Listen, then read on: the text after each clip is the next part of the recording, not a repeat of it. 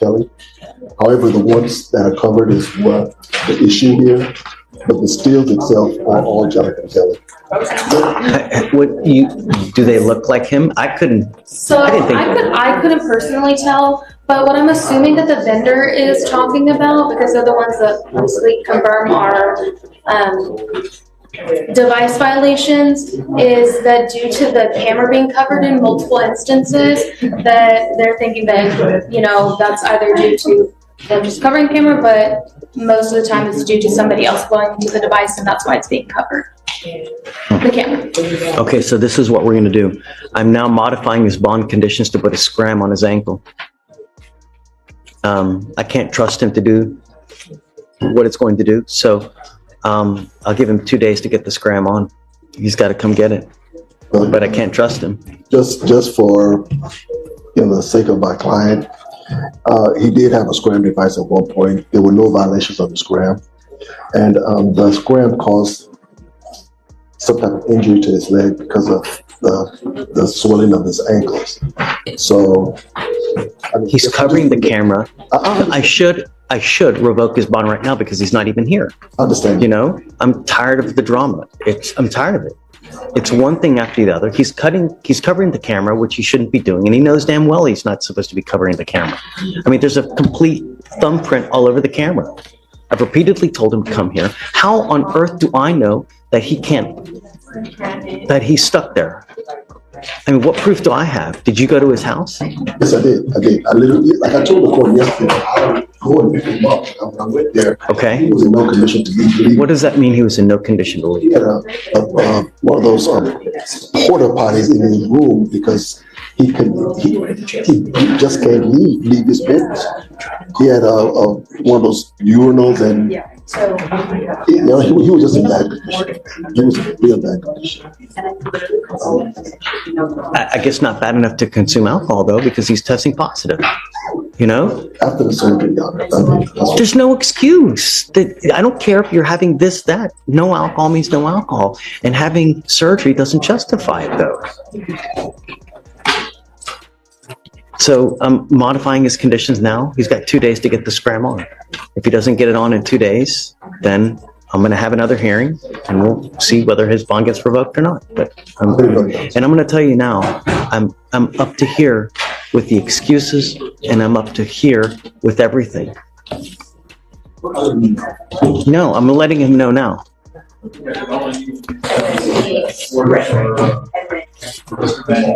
Unlawful carrying of a weapon. You're facing up to a year in jail and or a $4,000 fine. We're going to do probable cause. You have the right to remain silent. Anything you say can or will be used against you. You have the right to have an attorney present. If you cannot afford one, one will be appointed to you, sir. Yes, Judge. Okay.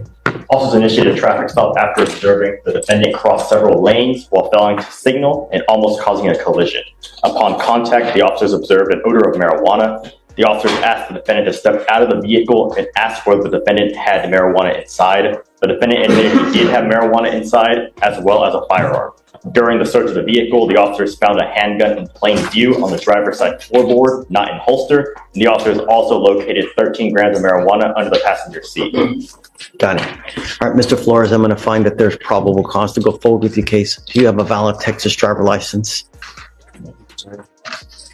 Do you not? I have a SR22 in place. My license was suspended. Okay. You're not allowed to drive.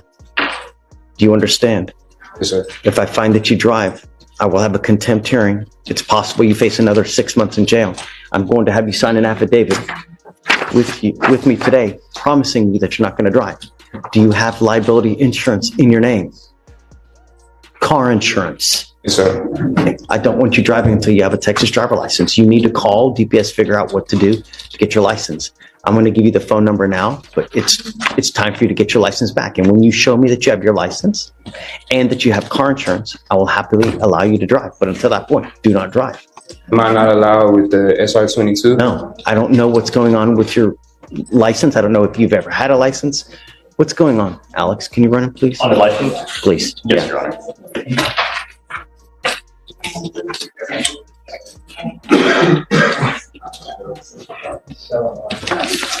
I mean, I can't give you legal advice, okay? But as it stands, until you have a Texas driver license and liability insurance, don't drive. I'm also ordering you. This hearing goes from technical violation to serious trust issue in seconds. The judge isn't just upset about alcohol testing. He's focused on the covered camera. In court supervision programs, that's a massive red flag because it can look like someone is trying to beat the system.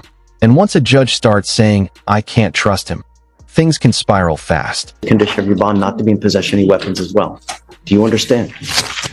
This is a condition of your bond. If I find that you have a weapon, I'm going to revoke your bond. I'm going to put you in jail. You will not get any more PR bonds. Do you understand, sir? Yes, sir. How old are you? 26. What do you do for a living? High school football coach.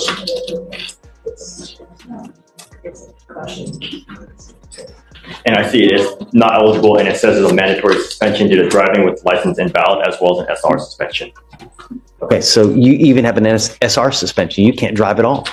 So this is now a bond condition. If I find that you drive, I'm telling you, HE double hockey sticks to pay. You understand?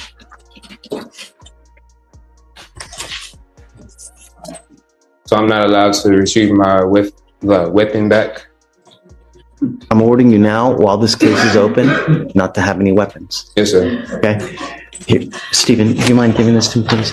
This is the number to the driver's license division to DPS. You need to call them in the morning to figure out what you need to do to get your license back. Don't call them at 9. Don't call them at 8. Don't call them at 1:02. You're never going to get through.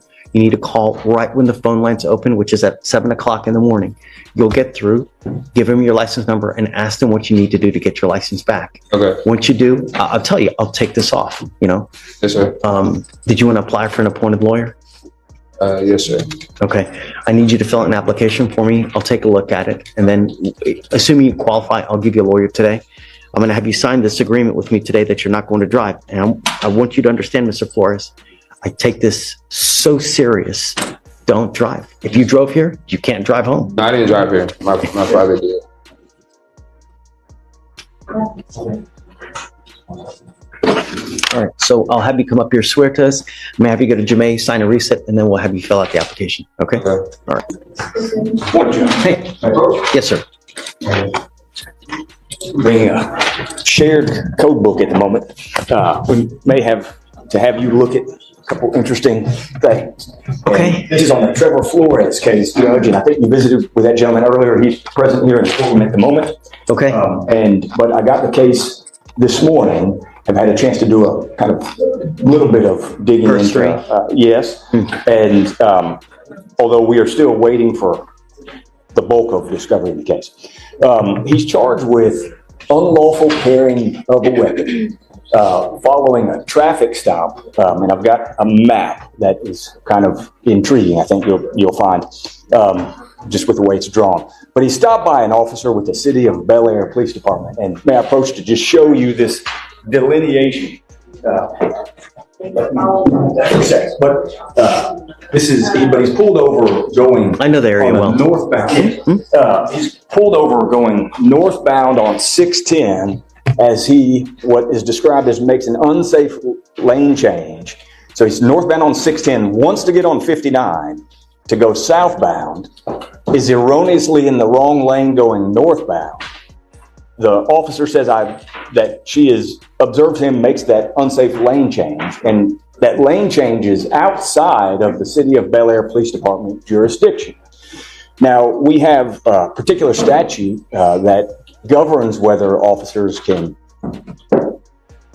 have the authority to make a detention of someone when they are outside of their jurisdiction, and that's 14.03 of Their the PD can still stop someone outside of Bel Air. not for, well, according to the code, it says a peace officer. That would mean that any officer outside would never be able to do anything. No, that's incorrect. There's a very limited exception, and that's what applies in this case.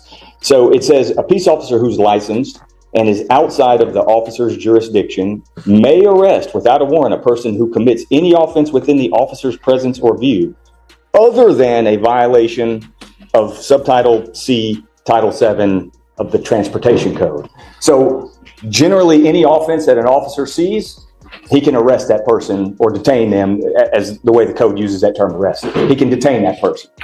But when it's for a traffic offense, that officers He's not required. arresting him for a traffic offense, though. Well, that was the basis for the stop. Here's the tension in this case. The defense is painting a picture of a man too sick to leave bed, while the court is looking at positive alcohol tests and repeated violations.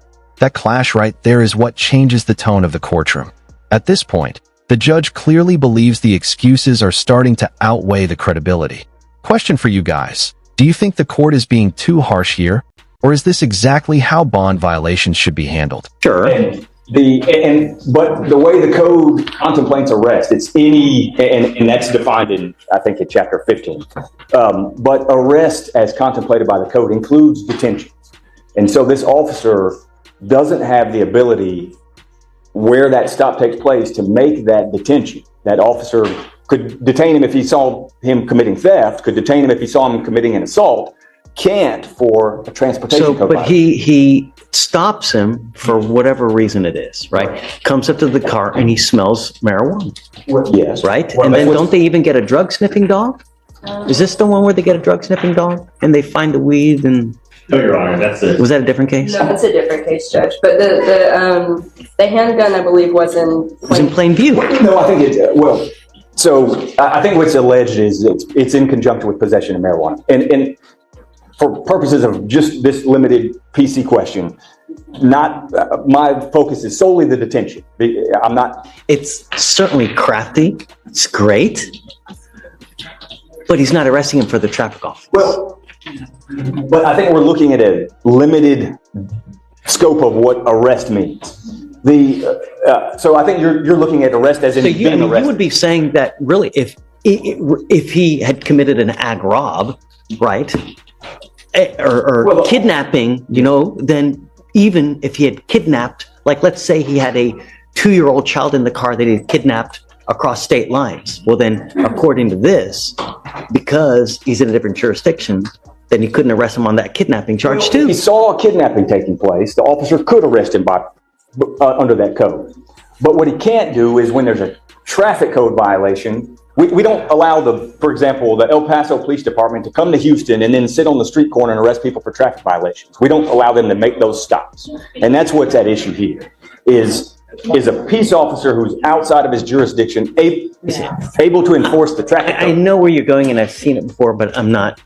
And we're looking at G1.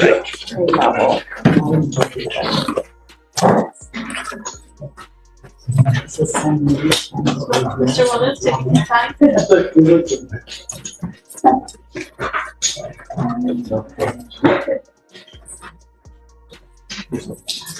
Where exactly did it occur anyways? Let me see if I can pull up So I the think- address. We don't have like any discovery in Sure. this case. I don't have any dash cam or anything like So what it says in there is 5600 610 northbound. And what's so curious about this is That's still in Bel Air? Is it outside of that Bel would Air? be outside of Bel Air too. And going northbound, southbound lanes are covered in the city of Bel Air. The northbound lanes, for some reason, are not. I don't know. We'd have to look closer. I don't know. that. Yeah, I'm I mean, happy to it's look something further that into this. you have to Judge. look. I mean, can't make any- I can't make that determination now. Fair enough. Number two, Yes. he's not arresting him on a traffic offense. Well, and I think what the code contemplates when it says arrest, and I think there's case law on this, is that it includes the concept of detention as that's been, because I think when that code was written. And so what I'm saying would apply as well, though. Like if he catches a 2-year-old kid, right, that's been kidnapped, by your theory, he wouldn't be able to arrest him on a kidnapping charge too. Well, it's not my theory, it's the code.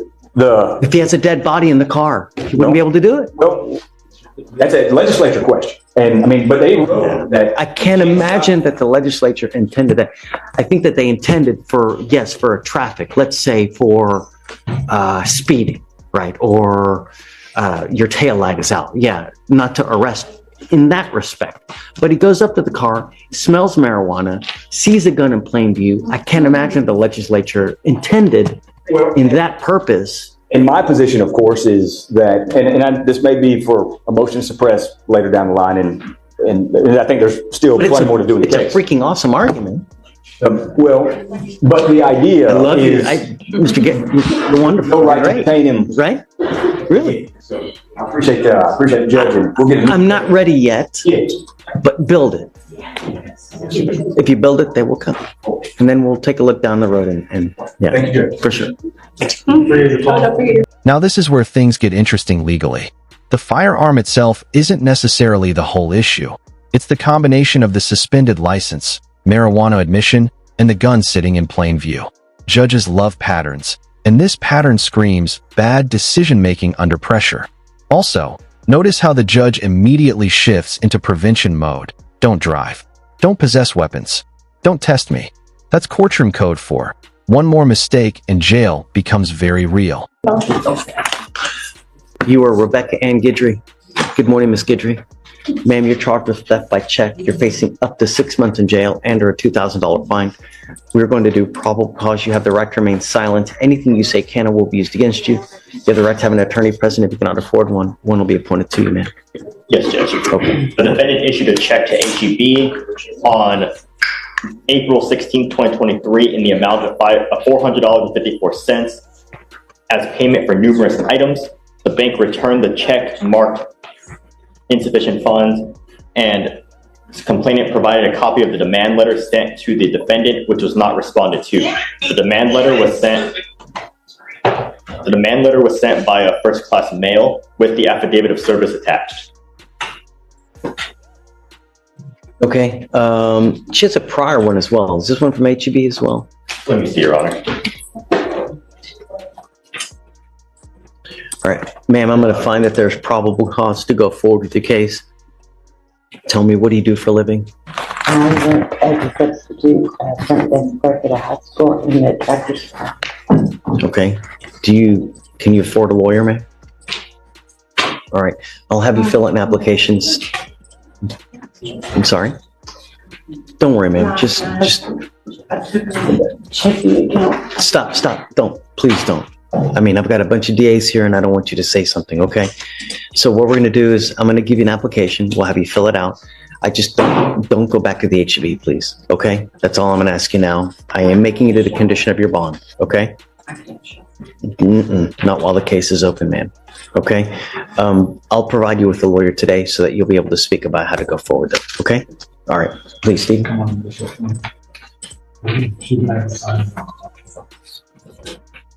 All right. Guzman. Page 12, Your Honor.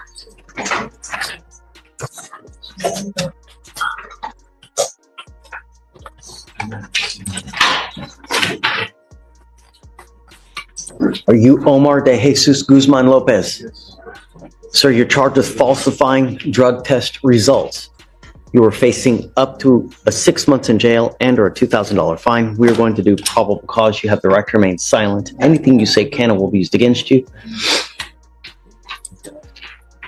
You have the right to have an attorney present. If you cannot afford one, one will be appointed to you. Okay. All right. On August 2nd, 2024, officers conducted a traffic stop in accord to an illegal tinted front windshield and 18% window tint on the front windows measured by a tint meter. The driver was identified as the defendant, and when the defendant was advised the reason for the stop, he said, "I don't care, you give me a ticket for it." And the defendant admitted to smoking the marijuana the day before and gave verbal consent to the officer to search the vehicle. A clear plastic bottle containing a golden liquid was found in the driver's side door.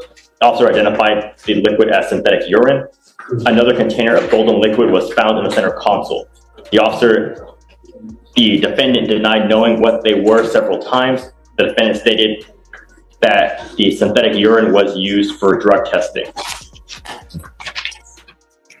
Are you showing him on probation or parole for anything? No, Your Honor. All right. Mr. Lopez, I see that you do have a lawyer at this time. So what I'm going to do is I'm just going to have you take a seat. Your case is getting up there, so I'm just going to have him take a seat until Ms. Turner comes, and then we'll figure out how to go forward, okay? Sure. Do not leave, all right? Okay, please. You want to go ahead, please? Is there an offer on this case, Alex? Let me see, Your Honor. No, Your Honor. Oh, actually, there is a PTI offer. There is? Okay, Yes. great.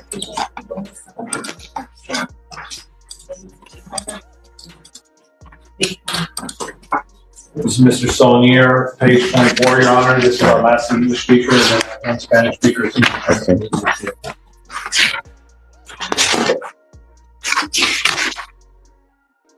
Mr. Saulnier, is that right? Saulnier? Saulnier. So you're charged with possession of marijuana. This exchange is pure courtroom chess. The defense attorney is arguing that the officer may have stopped the driver outside his legal jurisdiction, and if that stop was unlawful, it could potentially blow up the entire case later through a motion to suppress. The judge even admits it's a freaking awesome argument, which is not something you hear every day in court. This is the kind of legal debate that can completely change a case months down the road. Marijuana, you're facing up to 6 months in jail and or a $2,000 fine. We're going to do probable cause. You have the right to remain silent. Anything you say can and will be used against you. You have the right to have an attorney present. If you cannot afford one, one will be appointed to you, sir. Oh, yeah, I didn't even see that. Thank you. On November 25th, 2024, officer conducted a traffic stop for a defective driver's side tail lamp in Harris County, Texas. The officer made contact with the defendant, the driver, and sole occupant of the vehicle, and observed signs of nervousness, such as not making eye contact and soft speaking. The defendant stated there was nothing illegal inside the motor vehicle, such as marijuana, and denied consent to search the vehicle. While waiting for a canine unit, the defendant stated he had THCA in the motor vehicle, and that was why he was nervous to allow the search. The canine arrived, the officer had the defendant exit the motor vehicle, and the canine conducted an air sniff around the motor vehicle.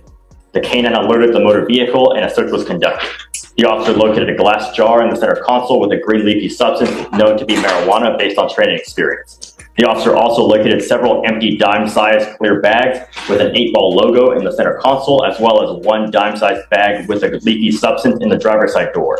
The defendant stated he did not eat any substance, and the officer observed a green film on the defendant's tongue. The defendant stated the marijuana is THCA, which was not illegal, and that he bought the marijuana in clear bags, but the officer only observed one small piece of marijuana inside the bags. The weight of the marijuana found was 0.089 grams. What was the stop for again? For a defective driver's side tail lamp. Okay. Mr. Saulnier, I'm going to find that there's probable cause to go forward with the case. How old are you, sir? 23. 23. What do you do in life now? I wash dishes and bus tables at a restaurant. Okay. I don't want you using. I'm ordering you now not to consume alcohol or illegal drugs. I'm going to randomly test you. If I find that you're using, I'm telling you now, it's not going to go well. You also are on probation for a very serious case, man. You know, you got to have a halo over your head when you're on felony probation. You know, really. You want to apply for an appointed lawyer, sir? Some time to try to hire one. Okay. I would get on it like tomorrow because you have another case that it's very possible they now file a felony warrant on you. So you got to be on the lookout. So I'll get on it quick. I'm going to have you sign a reset with Jamae. After that, well, I'll have you meet with Felicia for your bond conditions. And then, do you have a Texas driver license? Yes, sir. Can you run his license, please? Do you have liability insurance in your name? Yes, sir. Okay, as long as you have both, you can continue to drive. Otherwise, don't drive. Eligible, Your Honor. Eligible? Yes, Your Honor. All right. Good luck. Will. Hi. Plea in Rochelle. Okay. Do you want to bring her up? Yes.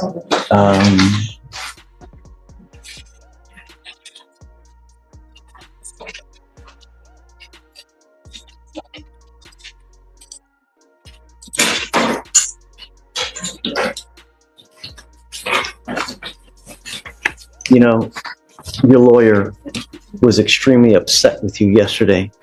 And I'm going to tell you that when someone has your life in their hands, it's probably not a good idea to have them upset, you know, because your proverbial life is in their hands, right? And you are facing up to 6 months in jail. So it could go very wrong very fast, you know? I'm glad. So you guys are... Okay, I'm glad. Yeah, that makes me happy, but you can't do this. This is not a good way to go, and this is not a... so we're set for trial today in this case. Just didn't want to go through. We discussed alternative resolutions, Judge. I don't think my client's financial situation, life predicament will change in a month. Yes, consequences in there to this police today, and my client, I believe, No PTI? Is she not calling? She's not eligible, or Can't afford it. we can waive everything. Listen to how direct the judge becomes here. He's basically telling the defendant, you're already on felony probation, so even a tiny new offense can snowball into something devastating. And honestly, that gotta have a halo over your headline? That's the judge warning him that probation means living under a microscope. One slip up, one failed test, one bad stop, and suddenly the stakes explode. I mean, as much as I can. PTI, they still, even if you waive the DA fee, I mean, there's $100 a month at least interlock fees they can't do anything about. You know, all the probationary or all the meeting fees that can't be waived. Ms. Rochelle, you need to understand that you're going to pay for this one way or the other. The problem is that when you end up with the conviction, it's over, and it will go on your record. It'll be there for the rest of your life. It's even there after you die. The state is going to get the money somehow, whether it's through fees and fines and court costs. Your insurance is going to skyrocket now. Insurance now is freaking nuts as it is now. With a DWI conviction, what do you think is going to happen? It's the same thing. You have the opportunity now where they have this diversion program where if you are granted entry and you complete it, you know, the case gets dismissed. And you don't have all those other consequences. But the problem is that you'll have to foot a little bit money now, but it's going to save you a ton in the long run. Never take a half-ass approach to something because you're going to get a half-ass result. You know, your case is old is just about as old as Jesus, but I'm willing to give you time if you want to explore the PTI route, you know, but you got to get on it lickety-split like yesterday. If you want to, it's up to you, Will. Yeah, we've discussed it in the past. Is this something you want to reconsider? Do you want to get? I know I don't have a car now, so. You have Doesn't to matter. You have to get a portable device. Get a portable device. You'd have to take the portable device. You have to promise that you're not going to drive. You sign an affidavit.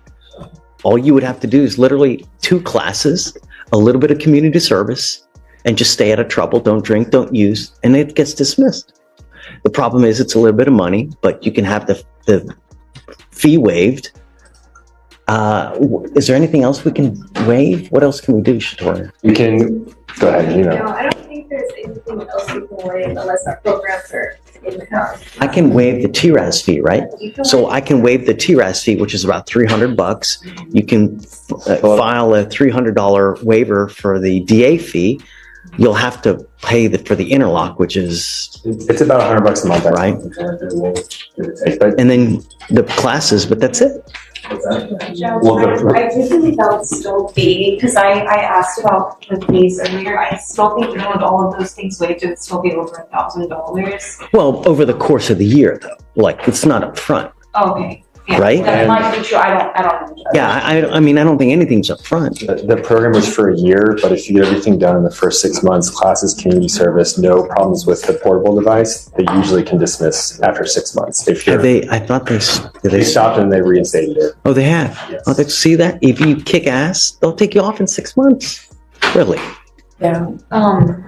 Judge, I just need to see if that was ever an offer. Oh, well. Because I don't know. I'm pretty sure it was. Her BAC was low and there was no wreck. She was driving on a rim. And I was like trying to get away from where I was at. There's no need to talk. I mean, the only thing, do you qualify is really the only question. Oh, you know? There's a out-of-state conviction she had. She was in a bad relationship and took a conviction on actually a felony case in Arkansas. So they were requiring a mitigation package. It would need to be approved by Nathan Beadle, Judge, because there is a prior criminal history. Yay or nay? You tell me. We can. I'm willing to give you 2 weeks to get the mitigation packet done, but that's it. I think we should try. I don't want you to make a decision now. Go talk and let me know. Okay. And then if you still want to do this, I'm happy to do it. But half-ass.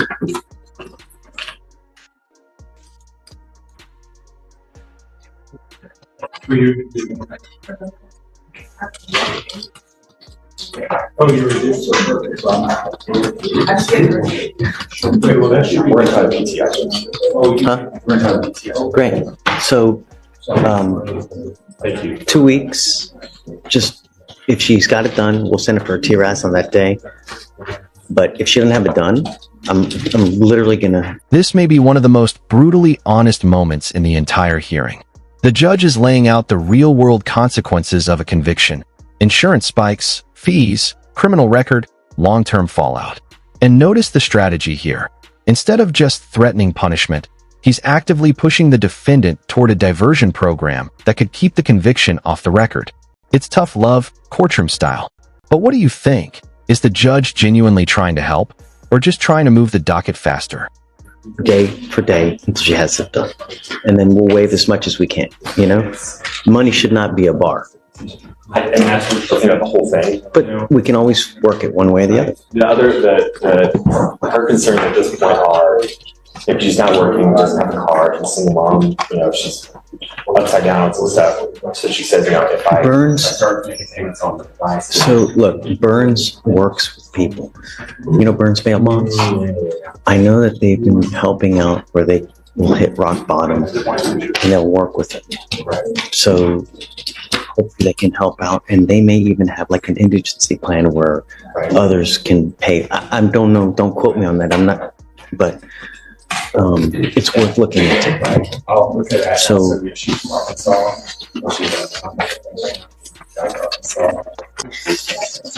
no, they won't do it. But you can be done in 6 months. I'm just saying if it ends up where we can't send Yeah. If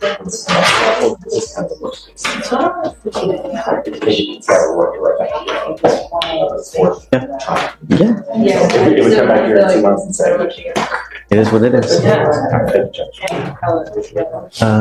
Hey, how are you? I see that he's trying to zoom in. I see it.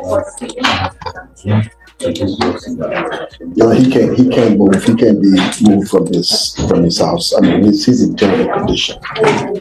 I don't know what to tell you, but it's unacceptable. We've tried over and over to get him over here. He's got bond violations. He knows it. He's trying to thwart the system. It's unacceptable, and it's not fair. She was concerned. The company that operates the machine said they didn't know that the machine was defective. Defective in that someone else is blowing into it? Well, from the explanation that he gave me is that nobody moved and was stuck, and that anybody passing by the machine, pick up, and then that whoever the camera picks up the screen. So there was nobody else that was blowing into that machine except him. Can you download the pictures, please? Felicia. It should be in your email, but if not, I can re-forward it to you as well.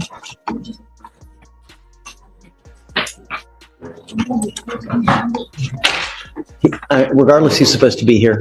We've given him enough time. It's been a week.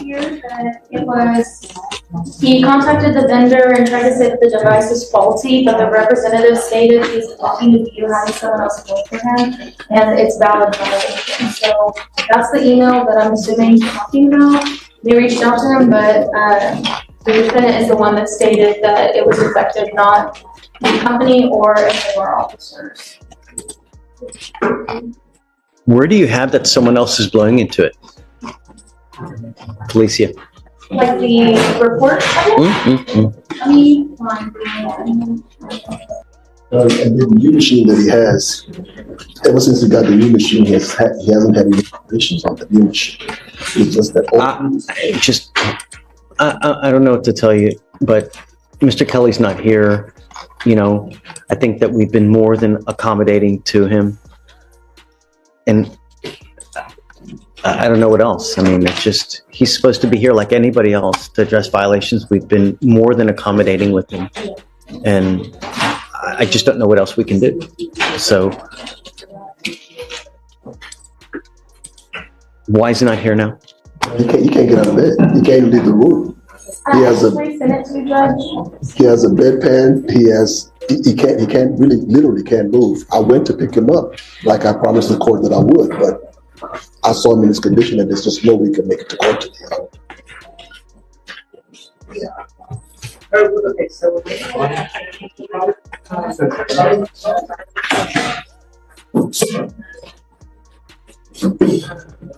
mean, the only thing I can ask the court is if we could, because the doctor said he, you know, in the note that I showed the court yesterday, he has until the 13th of this month. I'm just asking that the court, if the court could reset this to the 13th, and then he'll be here. It's always one thing, and we're going to get here the 13th. He's still not going to show up. So it's going to be something else. My only concern if this someone else is blowing into the machine, and that's what I'd like to know, because if it is, it's unacceptable, and I'm not going to put up with it. I mean, that's just. So you let me know. I mean, I'd like to see pictures. I want to know if someone else is blowing into the machine. I'm looking at them right now. I have like the screenshots in the email recorded, and they're covered. And then I'm not sure if this is the defendant or not, but it's the vendor that stated it's not him. Which day? And then can we? The covered camera. That someone else. Can we show it to?